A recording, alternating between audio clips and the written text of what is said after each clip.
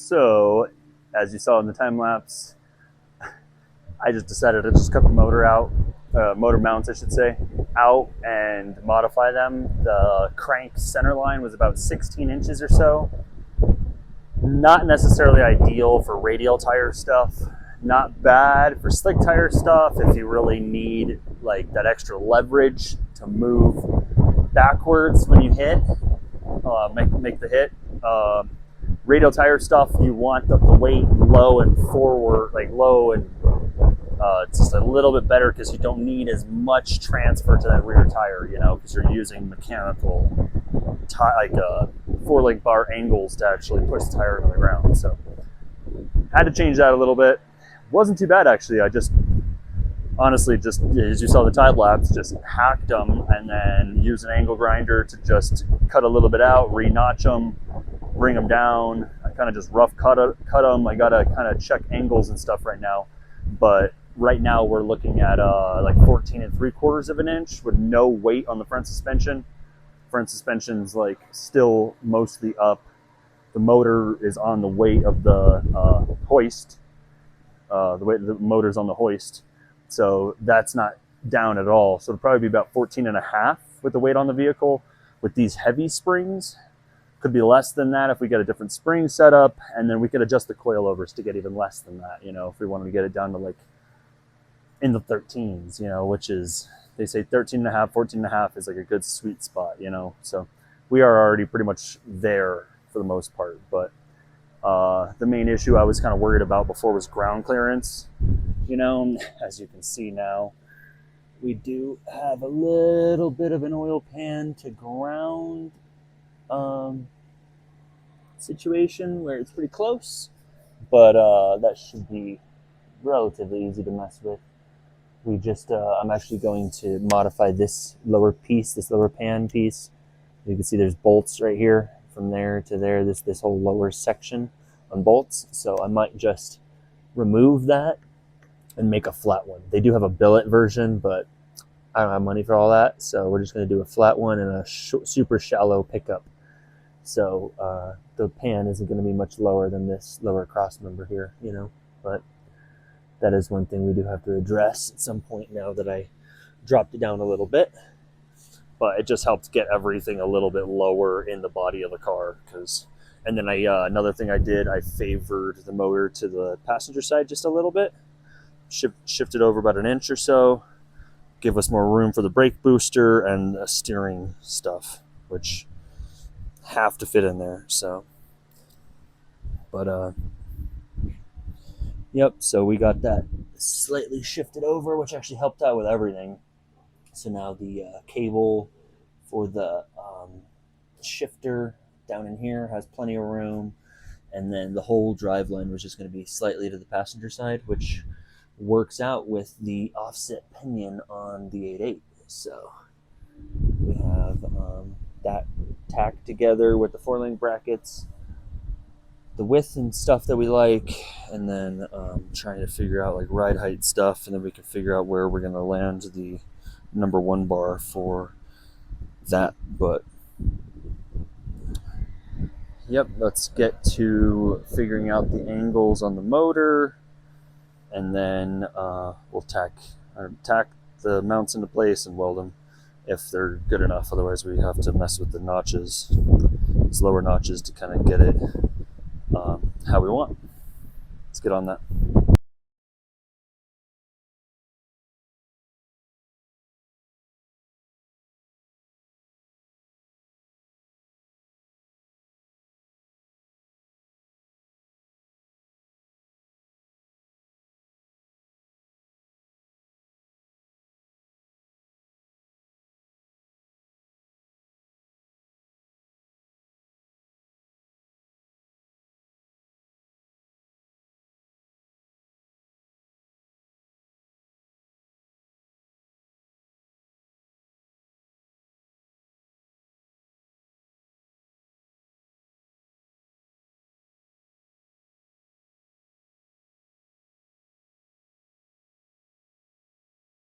Well, not gonna lie, kind of sucked to do, but there we are. A little bit better now. We ended up shifting the motor over about an inch, inch and a half or so, like 1 5/8, and dropped it a little over, let's see now, it was 16 before with the weight of the engine at center line of the crank. And now we're looking at right at 13 3/4, 13 and a half. Yeah, 13 and a half. Right about center line of the crank. Much, much better for what we're doing. And then now we actually have a little bit of hood clearance, I hope. We'll have to double check on that. But give us room for the steering shaft, and the brake booster, and all that stuff on this side.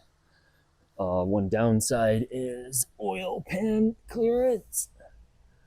There's not a whole lot of it. But like I said, I'm going to notch this lower section. So you can unbolt it right there with this flange, and it's pretty much going to be almost like a flat plate from there. Maybe about 3/4 of an inch lower than that. But just a tiny little bit for a tiny little sump for what we need to do. But that'll help a lot with everything else. So I'll probably end up building like a little plate or something to protect it, just in case if it wheelies and comes down on it, it doesn't hit the pan. And then probably relocate the oil filter. That's pretty low as well now. But overall, it's going to be much better for what we need to do. So now you can kind of see it's just ever so slightly over to the passenger side. It's like 1.5 inches over. Give us a lot more room on this side. This side's going to get a little tight with turbo stuff, but should work out pretty good. And then the whole rear tail section slightly over in the center line of the car, which is nice because the 8.8 is actually slightly offset to that side as well. We got the 4-link brackets all tacked up.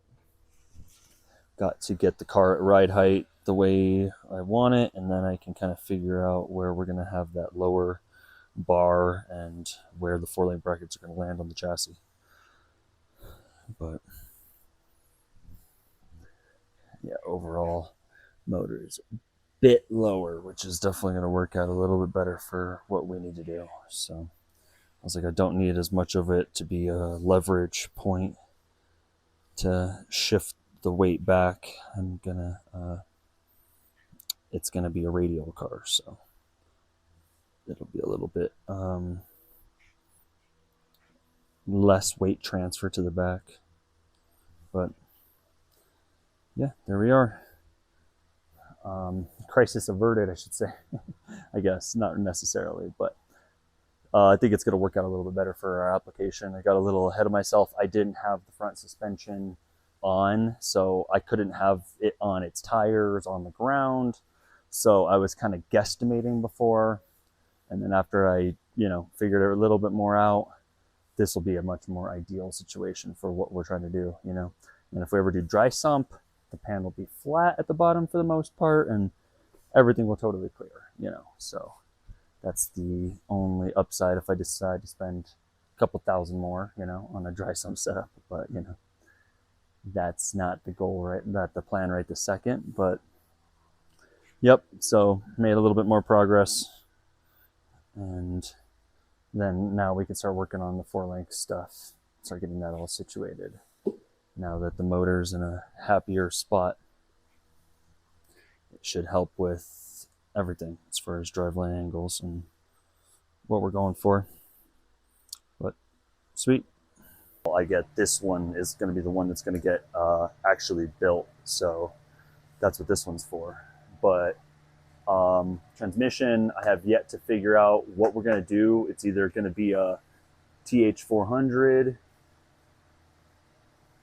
or Power Glide. I do have a mock-up Power Glide on that motor right now, so kind of leaning that direction, but just depending on the cost, really, that's the biggest thing. So it'd be nice to have the 3 speeds with the TH400, and then like stock gears and stuff have been known. Like my buddy in his rear engine Integra, he's almost knocking on 7s right now with his TH400 stock gear set. It does have an aftermarket reed case though, so that's and to get a proper built one costs money. So just trying to figure out what the best option is for that. Motor mounts, I just had to buy sleeves and bushings and a couple of little things to make the motor mounts. So that was $45 on Amazon. Still figuring out what turbo I want to run. Header flanges I did actually order. That came out to $164, roughly, somewhere around there. It's like 164 whatever change, but yeah, around there. And then the adapter plate, we did actually already get that. That's already in. That came out to $1130. My cost. And rear wheels, I did actually trade for those. I still got to get my buddy Angelo's car in here. Fortunately, I have too much shit in here. I need to bring his car in, and we got to modify his cage a little bit. So I'm going to do that on trade for the labor on the wheels. Hubs and rotors, I did have to send those over to my buddy Mike Sherbrain out of Albuquerque, and he actually modified the front hubs and rotors to make them 5x4.5. That came out to $220. It was the cheapest option because I have the TBM front brakes and stuff. They were front brakes before, but they were 4-lug. I needed to convert it all to 5x4.5 because that's what I have for wheels and everything else for the front. So that's what we did, but it was the cheapest option. Otherwise, like the hats alone from TBM were $280 or something, for the hats with shipping. And for him to re-drill the hats and rotors, or hats and hubs, I should say, came up to $220. It's not too bad at all. Hardware so far, I know we probably have gone over that. So at this point, I remember at 18, 13, 6, and 36, I've had to run to Ace Hardware a bunch of different times. Tires were actually, my buddy George gave them to me. They're mock-up tires. I do need to get some tires though. So I'll just leave that blank for right now, actually, because that is one thing I do actually need at some point. We have ordered valve seals for this motor. There's other stuff I have to write down as well that are coming. So valve seals, $27. The housing ends, we did get some housing ends. They came out to $120, $150. So that's that. And then we did get some from the big Ford housing ends, caliper brackets to convert it to the standard Mustang calipers. They came out to $143. That was felt like the cheapest option to retain like a disc brake in the back and actually, reuse what we currently have. Instead of having to buy more stuff, we have that stuff. So we're going to see if that works. It says it's for a 2010 Mustang. We have an 11, I think, is the rear axle. So we're just going to hope that works, because otherwise we're going to have to order some calipers anyways. So, or I could just modify the caliper bracket. I don't know. We'll have to figure it out. We have ordered some stuff from Australia that I mentioned. We'll say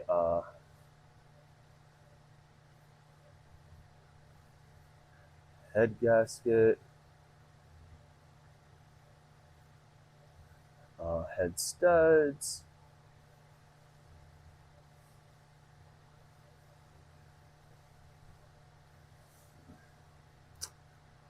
sorry, my handwriting is atrocious, so that's why I'm going to tell you what I'm writing as well. And head gasket, head studs, cams.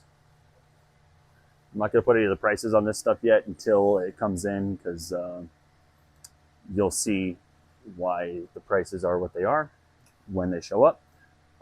We have gotten actually some nice timing covers and water pump cover.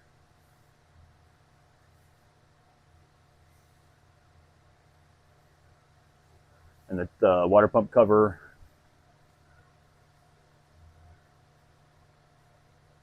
is modified for 16 AN in and out. So it could be for an electric water pump, because we're going to try to take all the accessories off. The other thing I think the engine's going to be spinning is the alternator, which I do actually have an alternator from my other car. It's for 4-cylinder Ecotech, but it's a 300 amp alternator. I might just modify the make a bracket or something to try to see if we can make that work on here, if possible. If it's too much work, we'll have to figure something else out. I do have a factory one for the when I bought the original first motor. That motor, I did get a full accessory drive setup. So I have an alternator. I have a bunch of other factory stuff for the VK, you know, so if need be, I have that. And then I did actually, as you can, there's a piece of tubing right there laid behind the Honda. 1 1/4 inch chromoly. I did have to order that. I had to go get that locally. So I don't know if that's gonna, if that has to, does that have to go towards the budget? It is part of the rear axle stuff. So yeah, it came out to $80.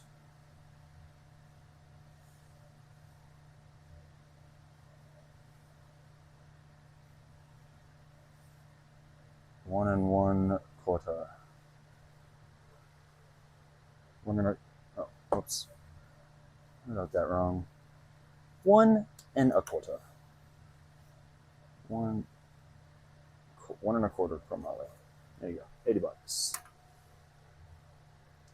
So as you can see, we don't have too much money. The most expensive thing so far, the adapter plate, and you know, some of this, the bulk of this right in here.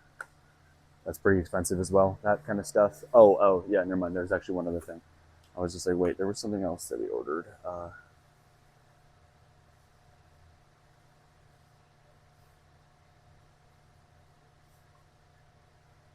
There you go. We did actually order some forged rods, cams, head gasket, head studs, timing covers, water pump cover. We did order that stuff as well. So that is other stuff that we will account for in the budget. So I can add all this stuff up and we can kind of see where we're at. Last I saw, before I added this, we're at like 1,700-ish. But that was actually before I added that, before we added the Molly just now, and these guys. I think we were at 1,700. So now got to add those guys in, and then we'll kind of see where we're at. But again, we're trying to keep it around 10, but it may end up leaning to something like that.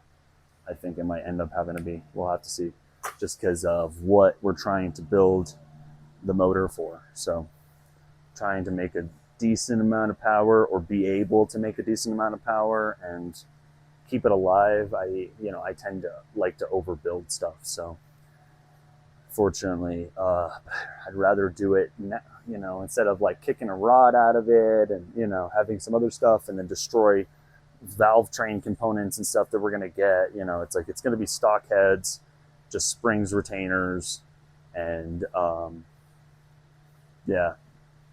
kind of try to keep it as mild as possible. Literally stock port, stock valves, just springs, retainers, and then nice forged rods, nice forged pistons,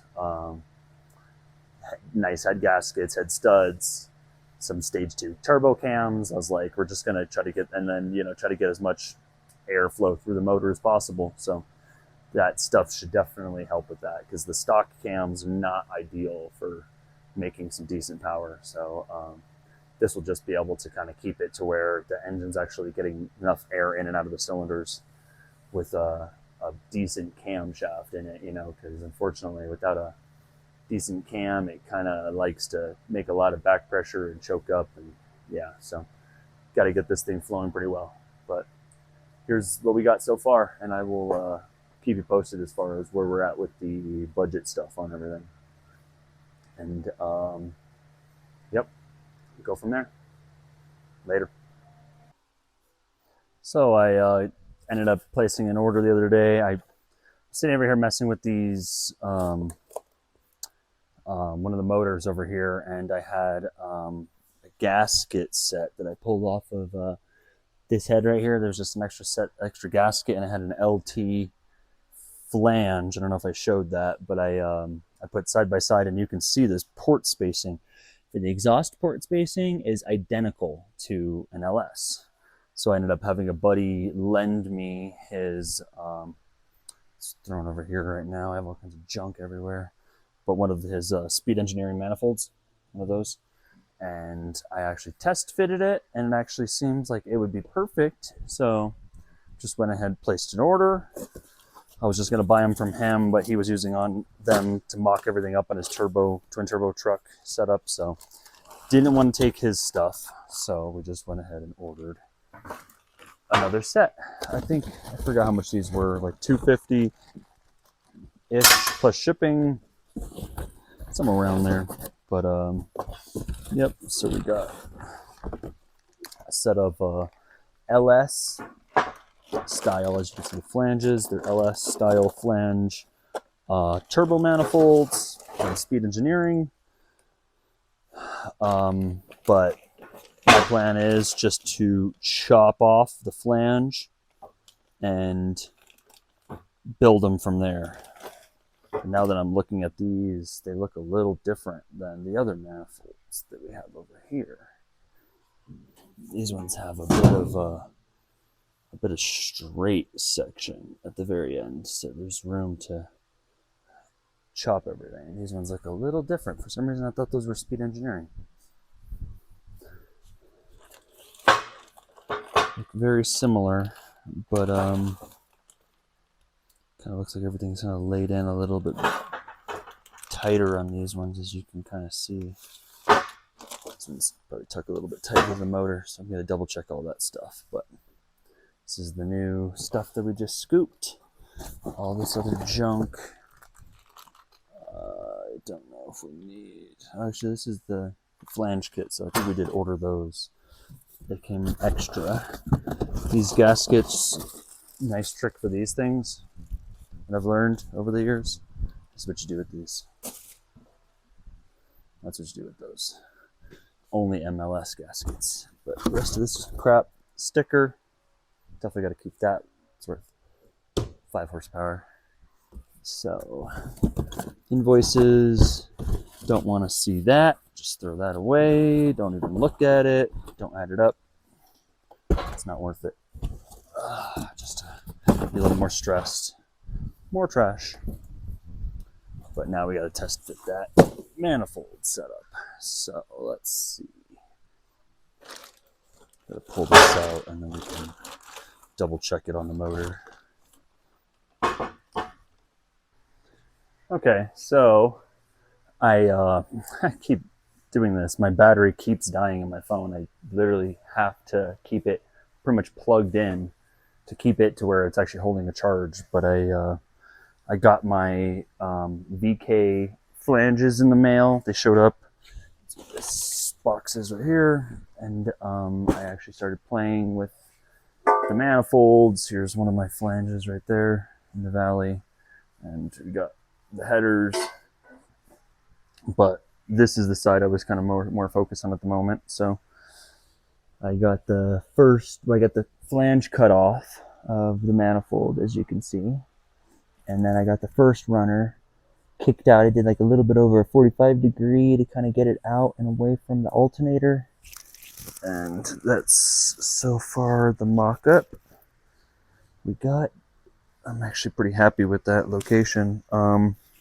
These manifolds are different than the initial set that my buddy lent me to mock up. They're a little different. The kick out off of the head is a little shorter, so it pulls everything in a little tighter, which, you know, is what it is. I didn't realize. And then this, which honestly I didn't like, that it's a little bit shorter, so I had to modify and add a little bit more material. I'm gonna have to on both sides. But this is shorter, which I do like, because the other one of these was way out here. You know, it was pretty far, and the whole collector piece was really long, which these ones are actually pretty short, which kind of gives me more room to kind of mess with everything, you know. But with the manifold kicked out like that, we are going to have to notch the front end a little bit. So that is one thing I started kind of taking some stuff out of the way for.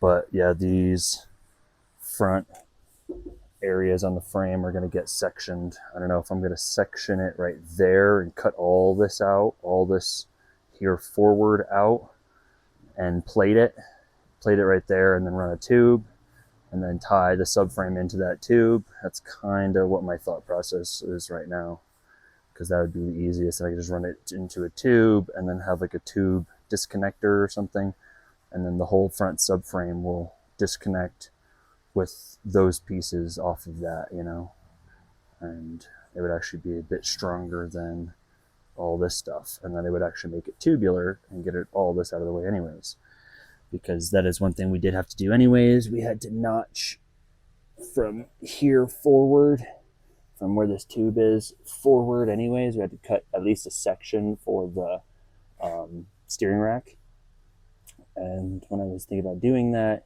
I was like, the whole rest of this isn't even necessary at all, really. So I am going to probably just cut all that out of the way, and that doesn't mean anything. But then I was going to tie this back up into this and plate it and run it into that. But now if we need a little bit more room, we could actually just separate everything and plate that, and then running this into a tube. So it'll probably end up sectioning it all right here, this whole wheel well area, and all of this probably get cut off, and then we'll plate this end of the frame rail right there and run a tube from there, and do the same thing right here. We'll run a plate there, run a tube there, and come out and down, kind of like they do in the Mustangs on both sides. Tubular front piece like that, and then this one will come straight out, and then off of that there'll be a dipped bar that comes down and underneath everything. So we have a couple tubes in areas to be able to tie everything in the front together. We'll run probably a plate off of this into the tube, tie that all together, and then this will be like a tubular kind of front end, kind of give us more room to access stuff and give us more room for turbo activities, because now that manifold is kicked out a little bit, it's going to have to land in this area, and it can't right now. Okay, well, now that I got, I was kind of messing around. I had a Mechman alternator for my other car that I was thinking about using, but the brackets are so weird that I don't know if I'm going to be able to use it. It's a 300 amp alternator, so I was like, it would be nice, because I was planning on using multiple electric pumps in this car just to kind of keep it on the cheaper side, just because I already have a couple electric pumps, even though it's not gonna, I don't know, otherwise it's like 16 volts and mechanical pump or something, I don't know, that just gets too crazy. But so we ended up just mocking it up with the factory alternator off of the VK, and now, as you can see, there is no room for turbo manifolds coming forward. So now we were actually talking about modifying the subframe anyways, and getting the rear, or the freaking steering shaft in here, steering rack I should say, and I needed to get that in there and kind of modify this front cradle anyways, and I was already kind of planning on cutting these frame horns off, and actually I was going to leave these at first, but just to locate the headlights, they lock in at the bottom here, and then there's just two tabs. But honestly, this one's already busted, and honestly, I was thinking there's probably a cleaner way to go about this, so I'm probably going to get all this out of the way, honestly, just to kind of give us more room for turbo activities. So that's the next thing I'm going to jam on real quick, pull all that out of the way, and then potentially start trying to figure out how we're going to do the subframe back in, tie the subframe back into the actual frame, and just make it so it's still removable, which honestly doesn't really need to be at this point, because we could pull the whole thing up from the top. So we'll just see what we want to do about that. I think, yeah, it's probably best to make it so it's... So I got a couple things done in the last couple weeks. I've been trying to keep up with recording and posting, but I've also had a lot of client stuff coming in, so I haven't had as much time. As you can see, there's a ZR1 behind me, clutch, and Nova, and Honda. I just had a GTR that just left, but just all kinds of other stuff. But besides the point, we've been trying to really keep track of what we've been up to on this. I did a little time lapse as far as cutting the front frame horns off. So I'm just talking about just these ends right here and here to be able to get us a little bit more room. I still need to notch out pretty much the rest of this front area up in here. It's going to pretty much all this is going to be pretty much gone, and then we'll go full tubular with all that. But just to give us room for the headers and stuff, because after with the alternator sitting right here, there's no room for the turbo to be pointing forward where we need it. But we got all that done. I did fully weld out the rear housing.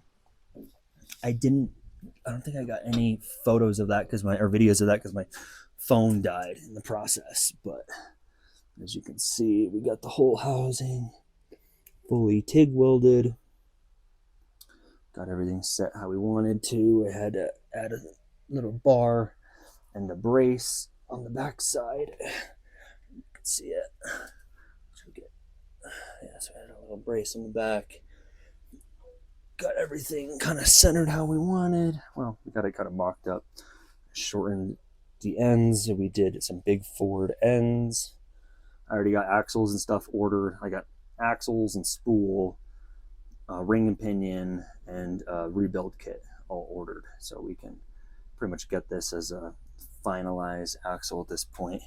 So then I can actually mount the wheels to the axle, and then we can kind of figure out where we can get the car to like a kind of a ride height how we want it, and then we can kind of figure out how high these need to be off the ground to kind of get the four-link brackets with the amount of anti-squat that we want. We're targeting like 10 or 110% anti-squat in the middle chassis bracket adjustments, and then we'll be able to go up from there. But well, up or down. So it's like if the track is nicer, we can go down. If the track is not as good, we can go up a little bit to kind of give us a little bit more or less bite on the tire. But that's where we're at so far.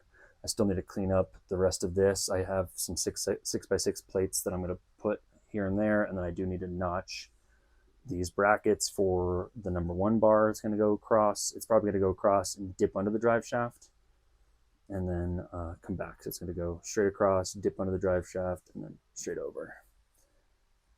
But I didn't show any of that. My phone died in the process of welding all that, and I didn't want to stop, so just got that all squared away. I did get a fixture tool to be able to hold everything totally straight in line before I welded everything.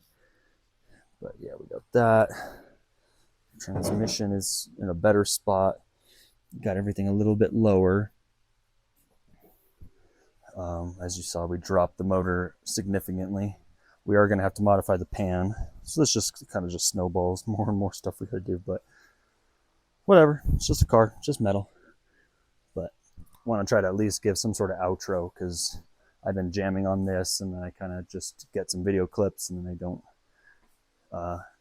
show anything at the end. So this is kind of where it's at as of now. We still need, I still have some parts. Like I said, I have the axles. They already shipped. Those are on the way. That and the spool, 35 spline axles from Mosier, and 35 spline spool for the rear end. And then, so that's already shipped. I'm not sure about the ring and pinion or the rebuild kit. As soon as I get all that stuff in, it's going to go to Angelo, who's going to help me do the rear end. I'm not, setting the engagement and the gear and the backlash and all that stuff. I don't want to mess with any of that. I'm too busy, so just gonna drop it off with him, see if he can help me out with that. But yep. And then we have hopefully our parts coming from Australia here soon. They have yet to ship yet, but they're just waiting on the cams to get ground. So after all that drop ships, then yeah, we're gonna, like I said, that number 1 bar, I was hoping I already have that mostly finalized at this point, but it's been a process to get it even this far, and wasn't happy with the motor situation, so I got it moved over a little bit better situation, give us more room around it for everything. And then yep, we can kind of figure it out. Yep, but we're gonna have to just keep you updated as we get stuff going, trying to get the car as a roller on 4 wheels, so it's probably going to get the back half maybe even before the cage. We're just going to have to see, because I might just do that number 1 bar and start building the back half stuff before we start tackling the 10-point cage, because this is going to be a 10-point cage. But I only have 2 full sticks of extra chromoly that we're going to use, and that's prioritizes the back half. Worst case, if we need to, they sell pre-bent roll cage kits for these, which I don't want to do, because I know they're usually mostly Halo style cages and I freaking hate the way they fit. But we'll just have to see, because those are only $700, so that would save me a little bit of time to actually bend everything. But worst case, if we need to, I was like, I could just buy, I don't know, just buy some tubing and just do it, because I'm a little picky. I'd prefer it the way I prefer it before I just slap it together with somewhere the way that I personally would not prefer it. But yep, that's where we're at so far. We'll have to talk later. Peace.